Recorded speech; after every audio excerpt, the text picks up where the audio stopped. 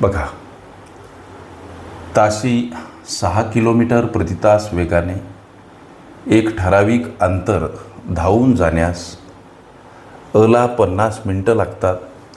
हेच अंतर ताशी 10 किलोमीटर प्रति तास वेगाने धावून जाण्यास लागणारा वेळ काय असेल असा प्रश्न. सर, हा प्रश्न सोडवायचा कसा लेकरांनो? व्यस्त चलन या घटकावर आधारित हा प्रश्न आहे आणि खास करून या व्यस्तचलन घटकावरील उदाहरणं आम्ही सोडवण्यासाठी सूत्र वापरतो. यक्स गुणिला वाय, पहिल्या राशीतील यक्स गुणिला वाय, दुसऱ्या राशीतील, याला कुठं कुठं x1 y1 x2 आणि y2 अशा पद्धतीची चलपद योजना असते. इथं याच्यातलं प्रश्नामधलं x1 म्हणजे काय, तर हे x1 म्हणजे प्रश्नातील वेग दर्शवलेला किलोमीटर प्रति तासमध्ये, आणि पहिल्या राशीतील y1 म्हणजे काय, तर प्रश्नामध्ये दर्शवलेला वेळ.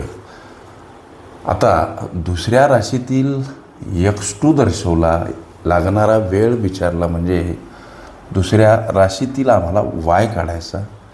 x म्हणजे लेकरांनो 6 किलोमीटर हे अंतर आपलं 6 किलोमीटर प्रति तास वेगाने एक ठराविक अंतर कापण्यासाठी लागणारा अला वेळ आहे 50 मिनटं.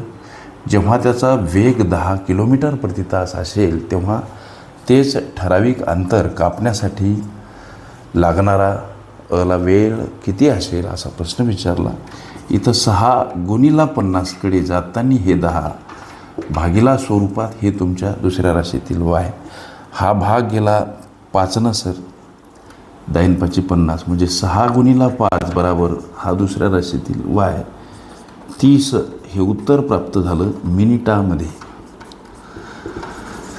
लक्षात घ्या, म्हणजे हेच अंतर ताशी 10 किलोमीटर प्रति तास वेगाने धावून जाण्यास अला लागणारा वेळ किती, 30 मिनिटे. हे तुमच्या विचारल्या प्रश्नाचं उत्तर. ओके. व्यस्त चलन संकीर्ण प्रश्नसंच ह्या माझ्या प्लेलिस्ट अवश्य बघा. त्यामध्ये विविध स्पर्धकांनी विविध अंगांनी विचारल्या संभाव्य अशा असंख्य प्रश्नांचा सराव तुम्हाला करता येईल. ओके.